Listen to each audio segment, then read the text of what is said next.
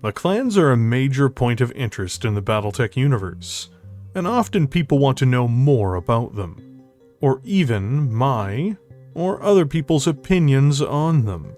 So today, you're going to get just that. Normally, when I make videos, there is a list of sources that I used to construct the arguments and conclusions that I come to in the subject matters which are on display. And there are typically links provided to those resources in the description or in the top comment, especially as the channel's grown in scope and quality. In this video, however, that's not necessary, because this is just straight up my opinion on a lot of things. And yes, people can now perhaps cease mischaracterizing my views on certain factions, or they can even have all of their dire suspicions confirmed. Though I would add the caveat that I wouldn't expect this video to be the most serious one I've ever produced. But all the same, I think it's important with the announcement of Mechwarrior 5 clans, and with the completion of my coverage of the first 16 clan Omnimex displayed in 3050, that I give you all an opinion piece. A big red editorial of sorts, if you will. And that is something which does not happen on this channel very often. So, how is this going to happen? I'm going to give you my broad opinion on the clans and their lore, as well as talking about each individual clan that functionally existed in some form as of 3050. And this is going to be raw, meaning yes, there will be both positive and negative things said in the video, and there aren't going to be any punches pulled. Remember, this is just an opinion, and it's based on my own perspectives. When I make videos that are overviews and not entirely opinion-based, I always use official sources for what goes into them, so please keep that in mind regarding my other content. If I don't like something here, that doesn't mean I'm going to be unfair to it in another video. There are plenty of things I've not been a fan of, that I've covered in the past, and have given a more than glowing display to. So, what are my thoughts on the clans? Just as a whole, before we dive into the individual ones and begin ranking them. The biggest thing to happen to Battletech, almost inarguably, is the introduction of the clans and their invasion only a few years after the setting was established. And I would argue it's been a high that the setting has been chasing ever since then, looking to one-up the clan invasion somehow. I'd honestly say it's something that can't really be done, truth be told. When the clans were first introduced, the setting was much less narratively mature. Even how BattleMechs worked in fiction was still in a fledgling state in many ways. Things like lambs, for instance, were still somewhat around, despite not truly fitting in how mechs would come to move, operate, or function, and was much more of a borrowing from Macross, an insertion, if you will, due to its popularity at the time. And that's a whole other can of worms, and a story for another time. So, with this relatively young setting, something huge, something tremendous happened in 1989, with the introduction of the clans. It was big, exciting, and disruptive to the way the setting worked up until that point, which of course made a huge splash with the audience, mostly for the better. Barbarians from beyond arrived and were to conquer the inner sphere. They had strange customs and traditions, they were mysterious, and the houses in Comstar had to fight for dear life to prevent these technologically advanced monsters from taking over, and completely ending the setting, as we, the fanbase, would have known it. While the destruction of the inner sphere didn't happen, their introduction did upend the setting. And that was interesting, fun, and narratively explosive. There's a reason why this is, 3 decades later, still the most popular played era of Battletech, on the tabletop and in the video games. And this is also, I should add, one of the major reasons why Mechwarrior 5 Clans, as a game, is going to be coming out in 2024. The publisher and the studio realize that this is where most of the players still are, even after all this time. New factions, battlemechs, and stories spawned from the event itself, and we're still in the aftermath of this, as the Ilclan era, Dark Age, and Blakest eras are in many ways reverberations from this one key event.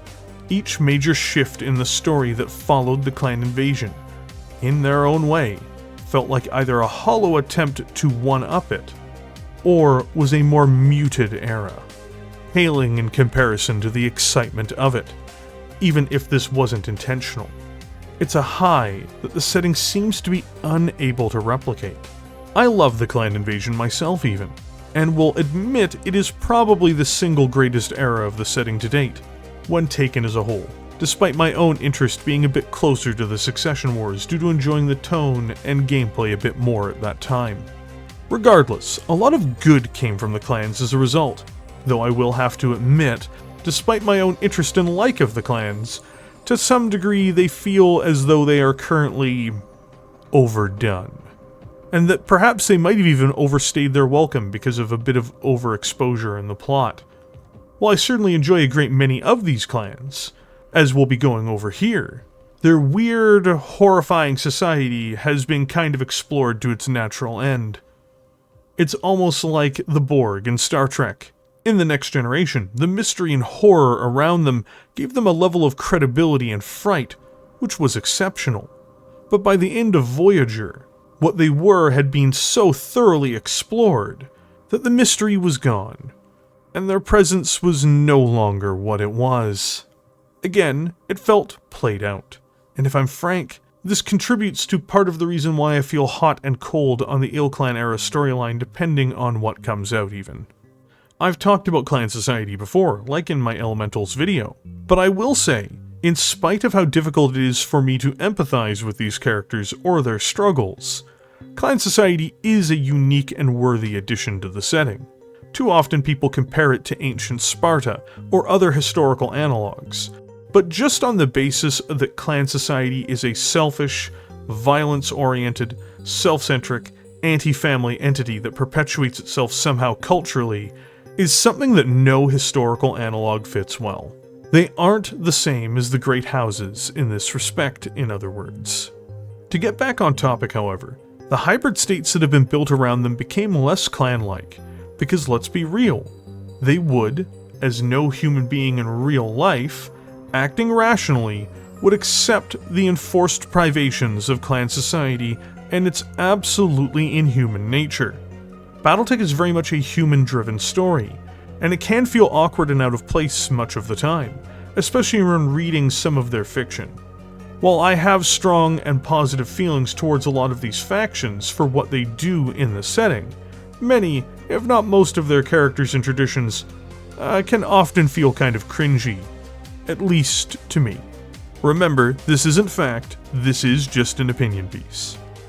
The new hybrid states were something interesting to me though in the Dark Age, but moving into the new era beyond it, it feels like this concept has been upended in a less than stellar way, such as what happened with the Rosselhig Dominion, to fit into a much more traditional clan storyline at the center of the plot, that frankly feels out of place and past its due date in many respects as I mentioned before, which doesn't necessarily feel the best in regards to how the clans have ended up. There are lots of things still to enjoy in the Ilclan era, and I have huge respect for the authors and game designers working on it, to be very clear. So with all of that out of the way, and having alienated likely 20% of the audience, as the opening to this piece, how do I feel about the clans? During the invasion, they were exciting, mysterious, dangerous, and a consistently fantastic, energizing, and positive element to the plot and setting. They made such an impact that something that originally amounted to boogeymen from beyond the edge of space became a solidified, major portion of the setting. I think their impacts in the 31st century were largely a net positive for the setting overall, even if I wasn't a fan on reading from their perspectives. In essence, I enjoyed them for being there, and playing a role in the narrative of Battletech, and an important one at that. I have a great deal of affection for a lot of the clans even, just not necessarily for their perspective pieces.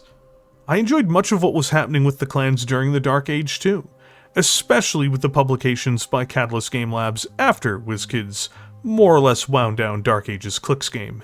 Wars of the Republic era, the era reports, and the glimpses into the Rosselhaig Dominion, and even Clan Seafox at the time, were always a fun, fascinating adventure. I thought Malvina's plot for Clan Jade Falcon, even if it was a bit ham-fisted, felt natural, given the nature of the clans and how Jade Falcon had been in a rut. It seemed entirely reasonable that they would turn to a monster as a means of lashing out and receiving the glories that they felt denied. Probably the single best Clan Wolf storyline in the setting, at least as a broad plot piece, was Operation Hammerfall, despite the fact that everyone knew how it would come to an end, given their involvement. And also with thinking that Bonfire of Worlds is a bit of a difficult read. So, for much of Battletech's history, I am a fan of the clans as a whole. Even a big fan, I would argue. With caveats, however. I think you can see in my longer format videos I made on the clans, and their mechs, like the Mad Dog, Stone Rhino, and Executioner, that I have a lot of interest and passion for many of their storylines. In this new era, I find myself drifting in the direction of apathy towards them in the events so far though, which does even have a bit of an impact on my luster for them in the past. Just to be clear, I don't always need characters to enjoy to love factions. I, for instance, to give you a little bit of a glimpse into my own history and enjoyment of fiction, loved my word bearers in Warhammer 40,000, in spite of the fact that I thought Corphoron, Marduk, and Erebus were total losers.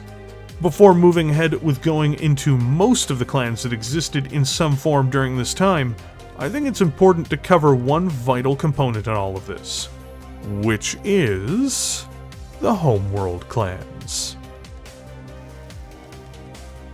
I want to point out that even though I'm going to be talking about many of the homeworld clans, and I'm going to be rating them, it's not entirely fair, as many of these clans exist on paper, but hardly exist as a living part of the series. What do I mean by this? I'd actually argue that the homeworld clans never properly existed, or were a real interacting part of Battletech. They were a plot device which was used to occasionally hamper what the actual clans were doing in the Inner Sphere. They had some backstory, in the same way that the Ameris Empire or Star League had a backstory, but their roles in the setting were at best window dressing.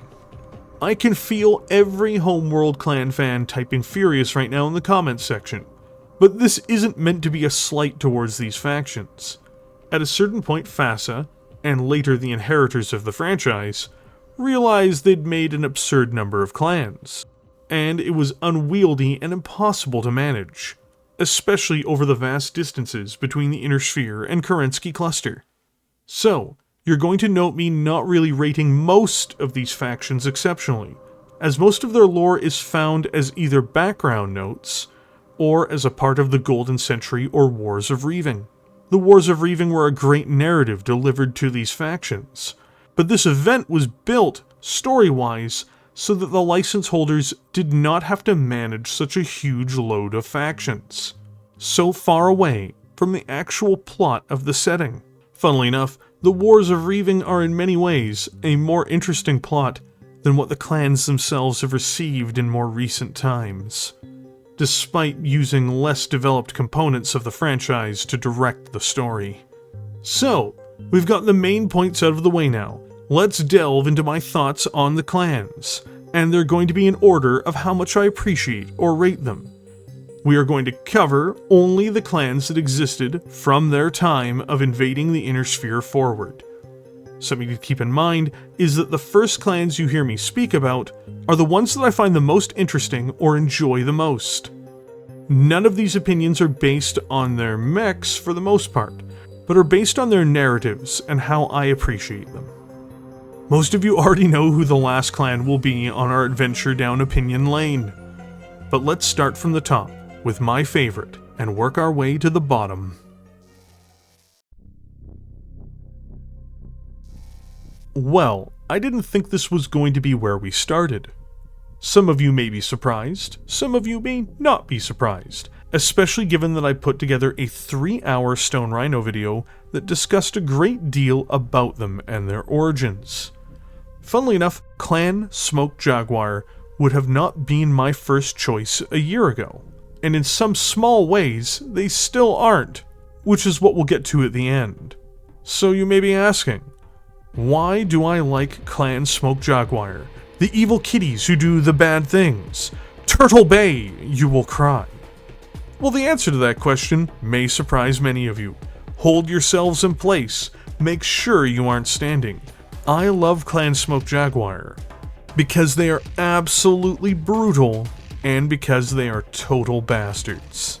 Franklin Osis being a complete psychopath who became increasingly violent after seeing the death of his brother, in real life might be a terrible thing, but this is Battletech, which is not real, so I'm going all in on Clan Smoke Jaguar.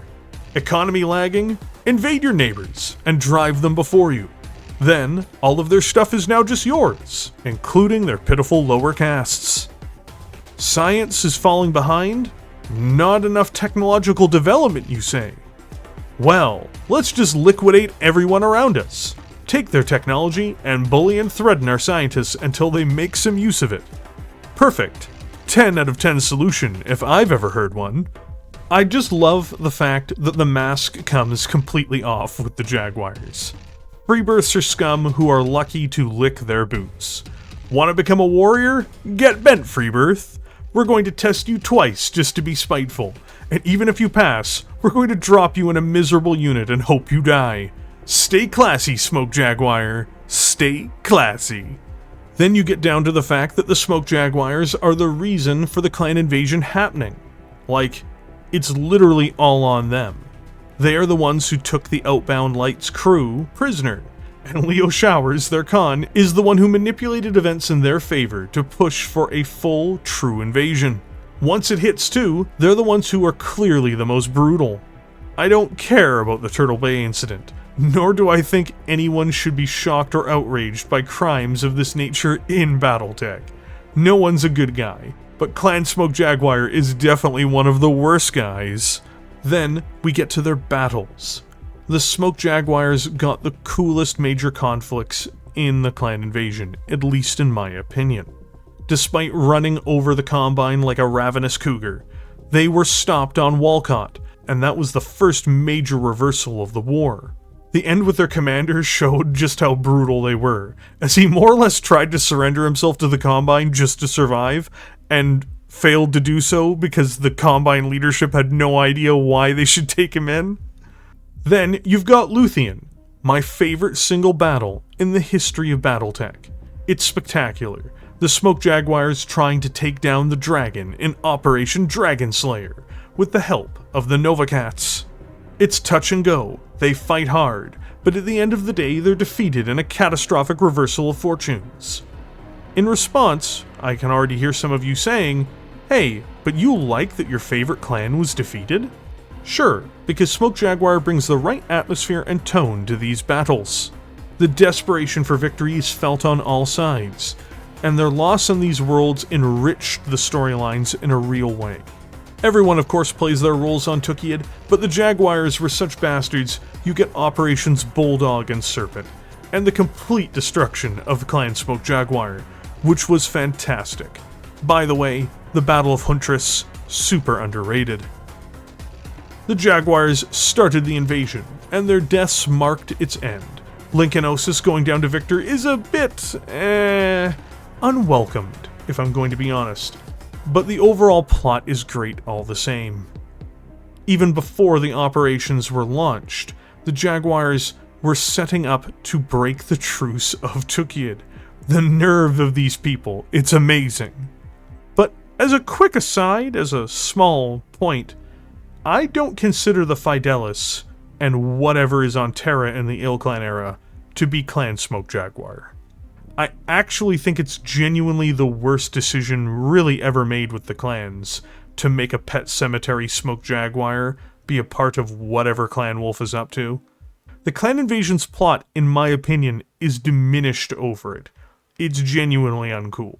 So, if I considered these folks to be real Smoke Jaguars, the Jaguars would literally collapse on this list. Thankfully, for the real Jaguars, who are dead and gone and are still one of the best things to ever happen to Battletech, I don't consider them that way, and thus, the Jaguars are at the top of the list. But also, as yet a further aside, it's incredibly exciting that we're finally going to get to play as Clan Smoke Jaguar for Mechwarrior 5 clans. That's probably the element that has me the most intrigued, as the Jaguars are the only clan of the original 4 that haven't had their own playable outing. Mechwarrior 2 is almost 30 years old now, and many of the fans of the franchise haven't played that at this point. But in that, you could play as Wolf, Jade Falcon, or Ghost Bear throughout the core game and its expansions. The Jaguars being given their own game finally, for me as an older fan, feels exactly right. I'm going to definitely play this game as cruelly as I can. It's the Smoke Jaguar way. Smoke Jaguars, I've always been a fan, and as of right now, they are indeed my favorite clan, and thus, at the top of this list. I'm still not entirely sure I want to put the Ghost Bears here, if I'm just going to be honest. But looking over all the other options, it's a reluctant admission to reality that they're still probably my second favorite clan, though I kinda wish that wasn't the case. But where to start? I became a Ghost Bear fan in the most stereotypical way for someone in my generation. I got Mechwarrior 2, Ghost Bear's Legacy, and it never looked back from there until, like, this year. I loved this campaign as a kid, and it just influenced me from that point forward. The first clan mechs I ever got as a kid, painted horrifically in a light gray blue to represent my boys and the Ghost Bears. Any Ghost Bears and materials that came out in any way, I just devoured them. I liked Clan Ghost Bear for the same reasons that most fans do, outside of those just playing them in video games at the right time and liking them more than Jade Falcon or Wolf. What's that? It's all about family. The Bears, despite being brutal just like the other clans, have retained some of their more human traits through the clan system. I've discussed it a bit in video form, but clan society is kind of a nightmare, even in comparison to neo-feudalism.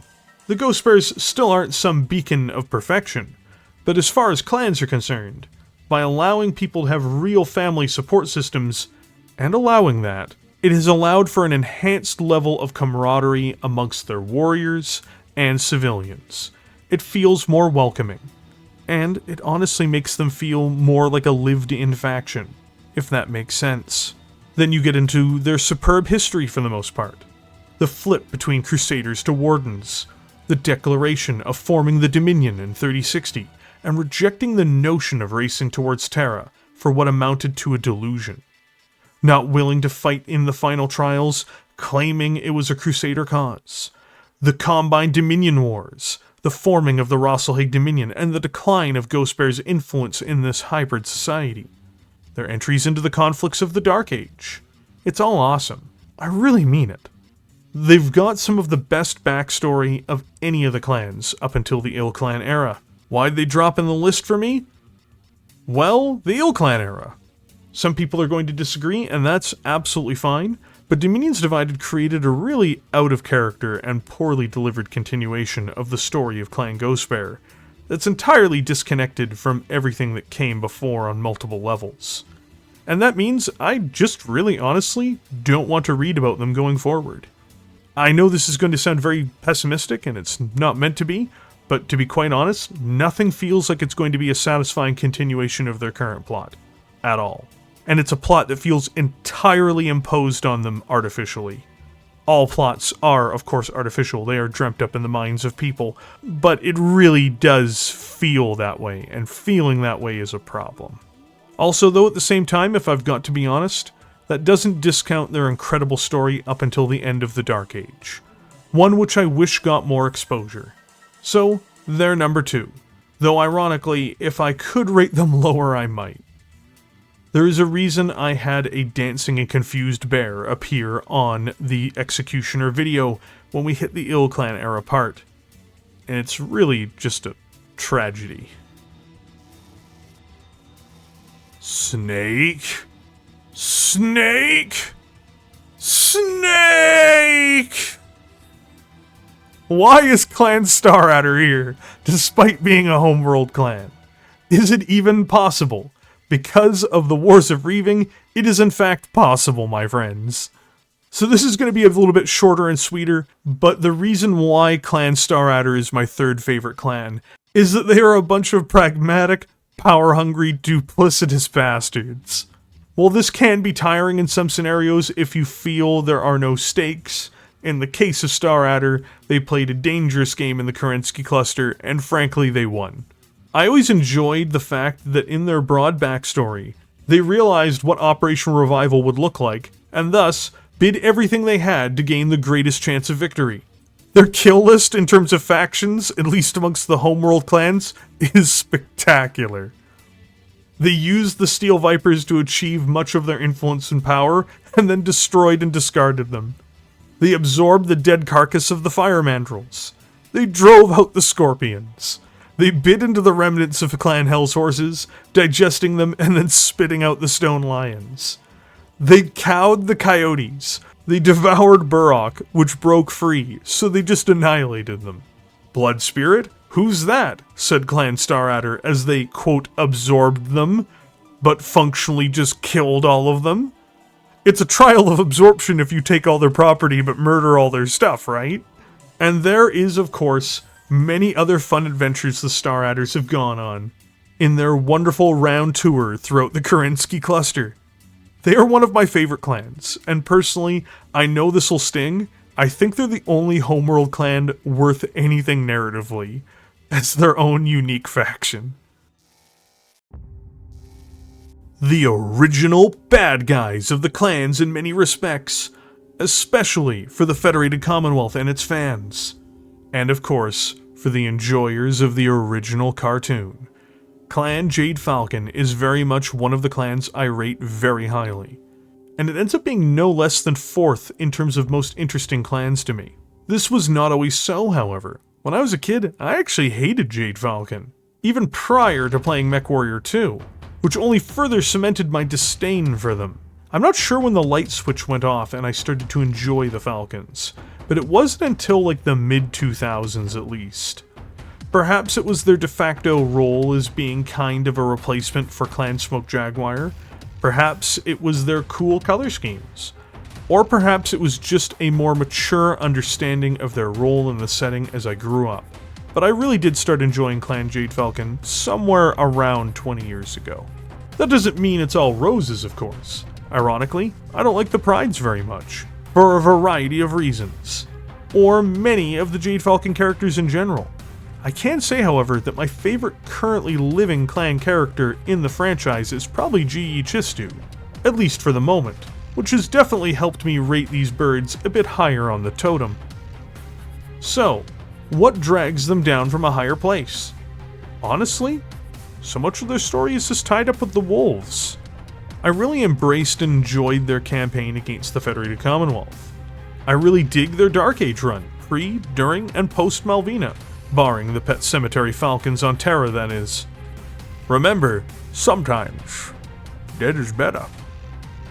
I know a lot of other Falcon fans hate Malvina for being comically evil, but her ideology makes sense in the context of her experience, and in the context of the rut the Falcons were in at the time. Overall, I'm a big fan of the green birds. I just think they're neat, and I wish I'd appreciated them more when I was younger. They're not at the top of my food chain, of course, but hey, number 4 ain't bad. Clan Treacherous Feline was something I came to enjoy in more recent years, if I'm honest. I never disliked the Novocats in the past, but I never really cared about them until about, 10 years ago, with their involvement in Toranaga's storyline during the Dark Age. By the way, I created a whole video covering the Gunji no Kanri Toranaga Matsuhari, and if you want to get up to date with what the Draconis Combine has been up to during the Dark Age, and the Novocats, it's worth the watch. But anyway, I became a bigger fan of Clan Novocat after their destruction. Don't hurt me, Novocat fans. It was really well done, and I began to appreciate their prior plots more as well, from their siding with the Inner Sphere during the formation of the Second Star League, to their battles with Clan Ghostbearer in the Combine Dominion Wars. I thought it was all well done. They've grown on me, in other words. Realistically, I actually do want their successors, Clan Spirit Cat, to get a great deal of attention in the Ilclan era, especially as they're caught in the crossfire of the Third Free Worlds League Wolf conflict. Their unique clan culture never really did much for me, though, if I'm honest, with the whole spiritualism and being guided by their extracurricular activities, but that never detracted anything from them for me either. Overall, I enjoyed them for being the backstabbers that they were, always making the moral decision, but at the cost of their own loyalty and honor. Never changed, Clan Novocat. Oh wait, it's a little late. Boo hiss, I will hear many of you say from the highest points of the mountains, I'm sure. Because Clan Steel Viper, the most heinous bloody clan in the history of the clans. The clan that started the Wars of Reaving and forever changed the Kerensky cluster. The clan that could have turned the tide of Tukiad, but let their own pride get in the way. The clan that was thrown out of the inner sphere and could never handle their own failures. Marks the number 6 slot for me. I always liked Steel Viper. I liked their mechs, color schemes, and logos before I learned more about them. And after I learned that they were basically the Jade Falcon to the Jade Falcons, I couldn't help but love them. Their history feels a bit bare before they get into the inner sphere, if I'm honest, and the Devil's Bath is harsh on Tukiad. But there's a great storyline for them. Literally, they become everything they hate and start the Wars of Reaving, due to their own inadequacies, and their inability to deal with them collectively. This says nothing, of course, of them causing the catastrophic meltdown of the homeworld clans themselves. In short, they're pretty awesome. And their ironic destruction at the hands of the other snakes was yet more amazing, especially when the realization hit them. Never trust a snake, it would seem. I'll be honest, nothing about the Goliath Scorpions were interesting to me until they formed the Scorpion Empire out in the periphery. Their weird fetishistic reverence for the Star League and preserving everything about it is fine, I suppose? So why are they ranked number 7 for me? The answer is simple. The Scorpion Empire is really cool. Normally I'd have a lot more to say, but their conquest of the 3 deep periphery territories is also just pretty cool. Especially their final confrontation with the Hanseatic League, which was sad to see disappear altogether, true, but the Scorpions are pretty awesome all the same. They're also one of the more reasonable hybrid states we've seen form. If only they could get their treasure hunting under control. But yeah, I dig it. They're hip. They're with it. They're cool, as it were. It kind of hurts me to put the Ravens at number 8, to be honest, because I really do like them. The inheritors to the McKenna blood name, as well as a bunch of scheming and double-dealing bastards. Even from their time in the Kerensky cluster, I thoroughly enjoy many elements of them. They also built the Stormcrow, and while I usually don't care for what mechs each clan builds, come on, it's pretty awesome. I also love that they've been used to bring a lot of clan homeworld mech designs to the inner sphere during the Ilclan era, such as my beloved Blood Asp. Their betrayal of Caleb Davian, too, was a fantastic play. So why wouldn't I rate them higher, despite the fact that I like them? Warships. Honestly, if something is going to weigh down a faction, it's going to be being a Space Navy-based faction. I know, I can already hear the Aerotech and Battlespace fans being irritated, but having the biggest, baddest fleet means you don't get to do anything. The fleet's existence basically totally overshadows any other faction, so there must be a consistent excuse to not use it, which typically means inaction. This also applied to the Free Worlds League as well, when it was the big inner sphere fleet power, I should add, up until, of course, the Blakest era. This has been the greatest of curses, and it's one of the reasons why I wish I could enjoy them more. I hope they get a good plotline in the future, but I also hoped for the same thing for the Hell's Horses during the Ilclan era, and that didn't go well. If any clan gets a worthwhile storyline in the Ilclan era, really through process of elimination at this point, it's gonna have to be the Snow Ravens. So, Here's hoping. I'm hoping that these guys can be a new favorite of mine. Someday. I barely put this one behind the Snow Ravens, but occupying the number 9 spot are these rather cavalry-inspired clanners. They aren't burdened by having an enormous fleet, which is a good point, and I think they're the funniest unintended running joke in the setting at the moment.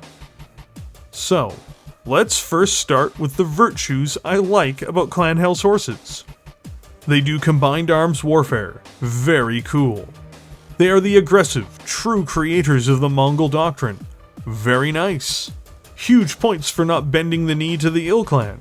Even though this appears to have been meant to depict folly, it is actually, I think, one of the big reasons why a lot of people actually like them. So where did things go wrong? Well, to be frank, they're just kind of losers for the most part. They are extraordinarily dumb in their tactical use of their doctrines and combined arms. They've lost most campaigns, even seemingly against the Oberon Confederation. Yes, that's right, losing to the periphery, and even their only even remotely successful campaign, which is in the hinterlands, have left them looking like fools.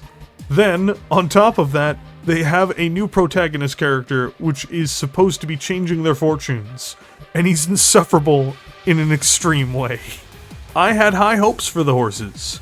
But, the glue factory seems to be running strong. One day, Hell's horses, one day you will be feared, one day in the far, far future. It was a really tough choice to pick between the Mandrels and the Ice Hellions for this next glorious slot, as they are honestly kind of similar, except for the fact that the Fire Mandrels were not only overdramatic and self-destructive when dealing with others, but also with themselves.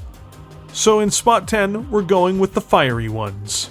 Quite frankly, there's little to distinguish them from other clans, beyond their hyperviolent and animosity-driven nature. The reason I rank them above their peers is quite honestly the way they died. They basically fought themselves to the point of exhaustion and then got murked by the Dark Caste, before the other clans on the homeworlds got around to destroying them. Sure, it's a pitiful death and sad, but I find it genuinely hilarious. The other clans showed up and were like, "Where'd Fire Mandrill go?" And they were just like, already dead. Dying in style earns points, especially amongst the homeworld clans in my books. The Ice Hellions have the honor of very briefly appearing in the Inner Sphere before being removed from it. The 11th in my ranking are these outraged little guys. They came with some Hell's horses to the Inner Sphere, for like a week basically. The Ice Hellions were erratic, hostile, and aggressive. They also had a tendency to make enemies everywhere they went. Their plotting and scheming to gain more power at the expense of others, which rarely went well, was also another defining and wonderful trait. The fact they would also throw a tantrum when things didn't work out, engaging in trials or angry maneuvers, is also hilarious too. They basically just have like a complete rage meltdown and start like flailing on the ground angrily because something didn't go their way. Stay classy, Ice Hellion. Much like the other homeworld clans, their presence was limited, quite frankly, in the setting. They would barely survive from their own foolishness, at one point being glorified pirates, basically, before being absorbed into Clan Goliath Scorpion. I originally was going to rank this clan lower, in all honesty, as they are more or less just background extensions of Clan Wolf and the Kerensky cluster. But coming in at number 12 is Clan Coyote, the creators of the Omnimech, and that makes them narratively at least somewhat relevant. They also had the best science cast, really out of all of the clans, and the irony of them being forced to annihilate their own scientists because Staradder and the Clan Council gave them an ultimatum, I find really hilarious, honestly. "We're the Science Clan. We invented Omnimechs. Do you have any scientists now?" "No, we killed them because the snake people said so." Ah, good times. Beyond this, though, they mostly existed to be friends with Clan Wolf, and they are basically trapped in the Kerensky cluster, surrounded by snakes. That seems perfect to me. Do you recall me mentioning many of the homeworld clans just don't have deep, relevant storied histories? I did say that, didn't I? I sure did. Oh, we're talking about Clan Burrock now. Number 13, you say? Burrock was renowned for their involvement with the dark caste members of clan society. In essence, they sheltered, traded with, and otherwise gave aid to those who slipped out from the other clan's yoke, and did so to their own benefit mostly. There just really isn't that much more about them in my opinion. I've never been wowed by their in-depth history or stunning events. They never invaded the Inner Sphere either. They couldn't even get as far as the Ice Hellions, basically. They got absorbed by Clan Staradder after it was discovered, multiple times over many years, that they were harboring and giving aid to the Dark Caste. I know, it's so shocking. They then broke off once more, trying to strike out on their own, and were massacred and annihilated by the big snake of the Kerensky cluster for their troubles. I don't think that there's going to be a lot of people who showed up to that funeral. I, in many ways, love the Snake Alliance of the Wars of Reaving. I really do. All the snakes work together doing snaky things, but truth be told, if I had to say one out of the three didn't feel particularly relevant, it's gonna be the Cloud Cobras. I'm sorry, Clan Cloud Cobra, you're just the least of the snakes. And while I don't dislike you, you're definitely number 14. They are religious, unlike the other clans. They have their own unique religious sect too within the clan, because they have representatives of a whole bunch of religions. But this one is unique to them, where they believe that Alexander Kerensky and Nicholas Kerensky are some elements of gods functionally. The end. They don't really do much outside of the Wars of Reaving, unless again there's some font of knowledge about them that I've just not seen. In essence, they don't really matter. We now enter the realm of the last of the homeworld clans, number 15. To be clear, I don't dislike this clan per se, so before anyone may get upset that I somehow don't like Clan Bloodspirit, it's far from disdain I hold them in. They're just the least relevant, and have a very limited display of battle mechs due to them being a homeworld clan, and also just don't really matter. Additionally, Clan Bloodspirit is an oddity, given that they're the only clan not named for a totem animal, and I just don't buy into their name being based on ideals and like elements of the human spirit. While I'm sure that does indeed attract some people to them for their interest, it doesn't really do anything for me personally. Most of their history is, they didn't like the other clans. They took their ball and went home. They traded a few times. Then, they got killed during the Wars of Reaving by their longtime enemies, Clan Staradder. There just isn't much more here to have a genuine opinion on. Perhaps there are resources I never saw for them myself that gave them an elaborate and deep backstory, but truth be told, they're the most homeworld clan of the homeworld clans. They are a footnote in history to try to enhance the quality of the backstory of the clans, which actually did things in the lore overall. I hate to say it, rest in peace, Clan Bloodspirit. It's not that you're bad, but I won't miss you. The me from 10 years ago would have been aghast at the idea of putting Clan Seafox on the list this low, especially since I had a love of the Diamond Sharks when I was a kid, and I really enjoyed their reinvention in the Dark Age at first. In essence, it was a great deal of fun, a clan that more or less was cooed by their merchant caste, who took over their operation and began looking out for themselves. They sold to the highest bidders, and dealt in forbidden markets. Some of my favorite mechs even are Seafox designs, like the slimily marketed and manufactured Mad Cat 2, a mech I really look forward to covering one day. Overall, you'd think I'd love them just from that description. And at one point, I had a distinct fondness for them. Make no mistake. The problem is, when it becomes too much. I don't really enjoy factions that only get Ws, and functionally do too many things. And this has become the embodiment of Clan Seafox in a very real way, at least as of the late Dark Age and Ilclan era, to me. So, why are they so low on the list? The second from the last spot even? Well, it's simple. They run the HPG network. They are the largest manufacturer in the Inner Sphere for all intents and purposes. They are obviously the most important logistics hub through shipping. They now run their own mercenary bonding commission, which just makes you wonder why they didn't take the contracts for themselves, given how they liquidate both the mercenaries and their employers if things go awry. Because of course they do. They are basically the primary financiers of the setting now too, it seems. They are the ever-present hand behind the Ilclan's power. Everything tends to go their way, as if it was all just as planned, barring small personal encounters in other factions' stories. They are trusted without reason, too, by seemingly everyone, as they clearly manipulate the entirety of everything around them. It is a combination of Comstar, the clans, trade, and manufacturing. It is a clan when it's convenient, and not a clan when it is not. All of these things would sound like boons, but honestly, it's just so ham-fisted.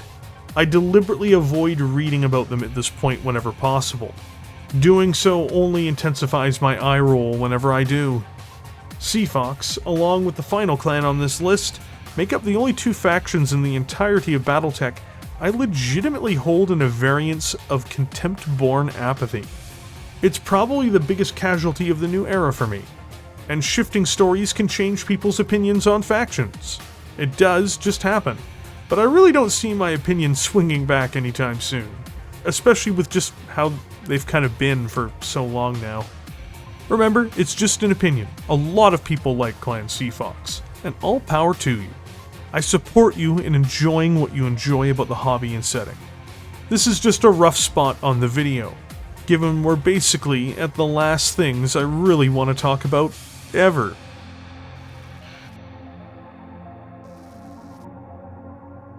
And so we reach the final faction. No one is surprised. I just want to start with, there's a reason why I don't cover this faction on my channel. At least beyond the bare minimums that I have to.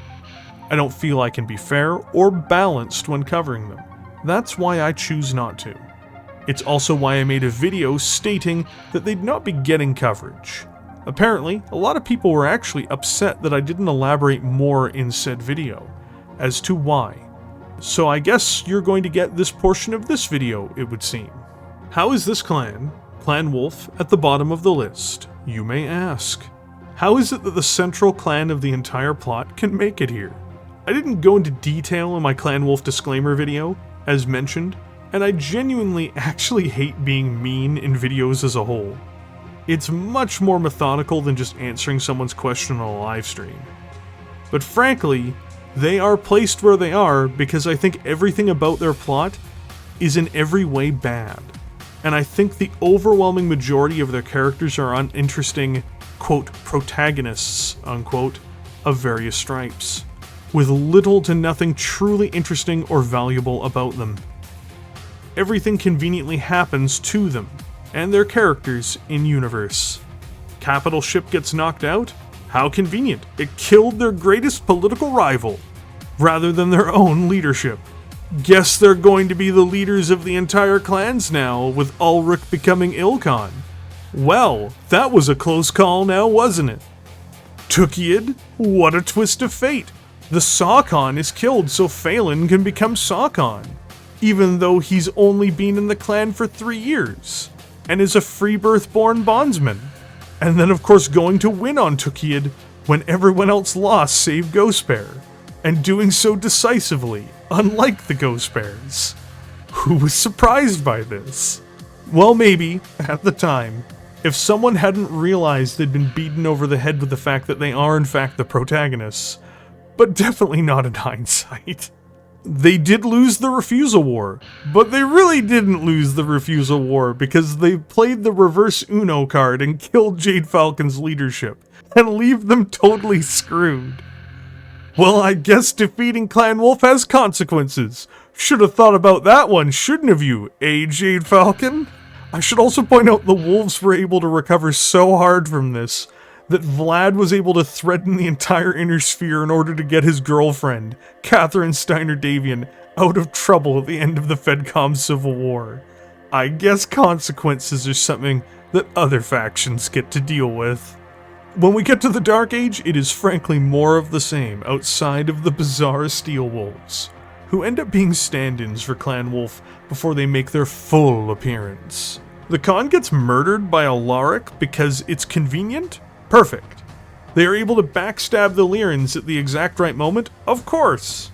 Alaric is a creepy, almost grooming psychopath who gets the one person who can stop him as his bondsman? Well, I'm just so shocked. The Wolves and Alaric also kill the Warden General of the Free Worlds League prior to this in a battle that they should have lost? Why not? Thaddeus should have gotten the memo that he was up against the protagonists anyway. Anyone should feel lucky to have been in their shadow for all of 5 seconds before being crushed and cast aside. They make an entire empire out of Lyran and League space, where they happen to cow the Space Balkans into being under control. What a twist! They then play 6D chess, outwitting Devlin Stone and the Republic, Malvina and the Jade Falcons, as well as Brubaker and the Wolf Dragoons, and take Terra in one of the most pitiful story arcs in history, where everyone does exactly what they need to do to allow Wolf to come out on top. There was never any doubt with their involvement that they were going to win. It is beyond boring at this point. The Dragoons literally marched to their death in the most hilariously dumb battle, so that the Wolves could be the Ilclan, and so that the Dragoons could receive 30 pieces of silver after being betrayed. A reference which may be important to many readers, but would have almost zero relevance to either Alaric's Wolves or Brubaker's Wolf Dragoons at the end of the story arc. Malvina, a woman known for her Mongol doctrine and for being a completely honorless psychopath, also agrees to fight honorably in a battle which will determine all, when she's an all-consuming monster who just wants to kill people, apparently.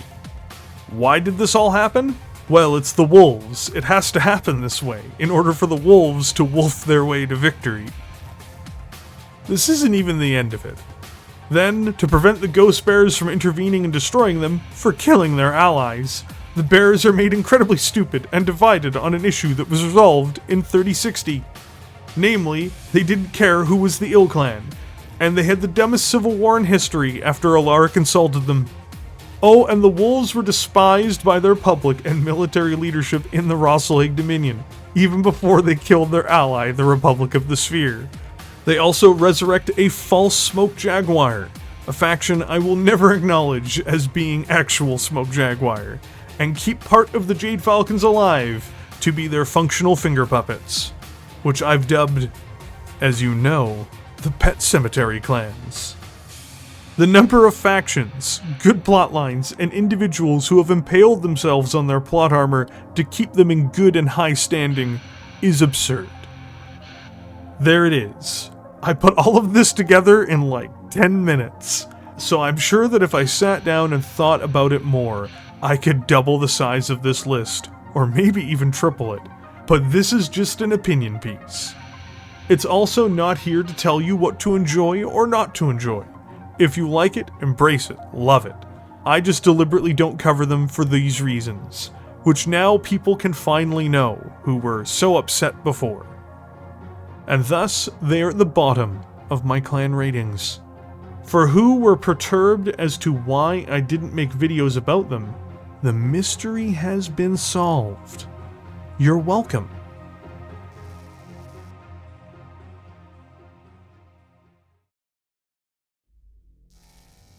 So we've hit the conclusion. What is there to say? I really enjoy the clans. I tend to be a very critical person in general, so you're almost never going to find me giving something universal praise, even if it's something I enjoy.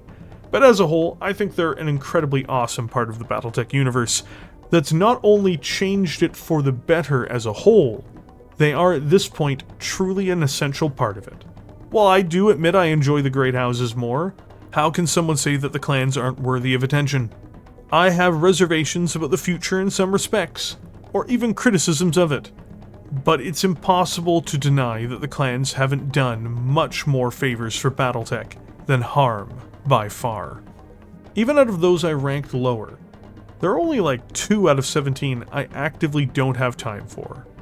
And that's an incredibly good ratio in my books. So there you have it. From my favorite clans to my least favorite clans. My opinions on all of them. All here for you to celebrate Mechwarrior 5 clans, and to celebrate the completion of the first 16 Omnimechs on the channel. I didn't take this video too seriously, because I was honestly too busy giggling at parts of it. I just hope everyone is able to further enjoy the clans and factions they enjoy in the years to come.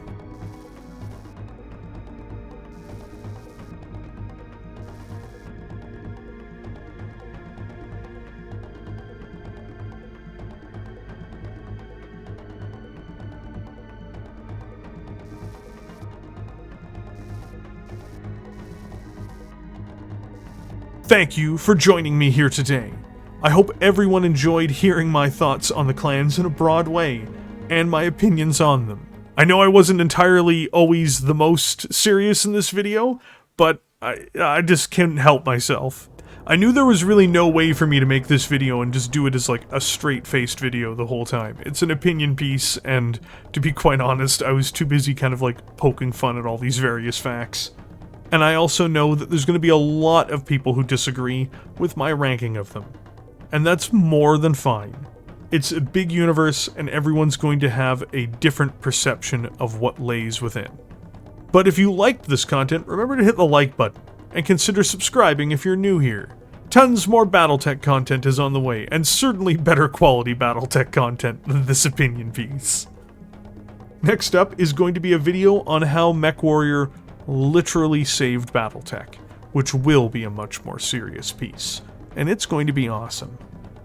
A huge thank you to everyone who supports this channel, especially the channel members. I always say it and mean it, this content would literally not be possible without viewers like you. So with that, which are your favorite clans? Let me know in the comments section below, and I'll be sure to catch you there.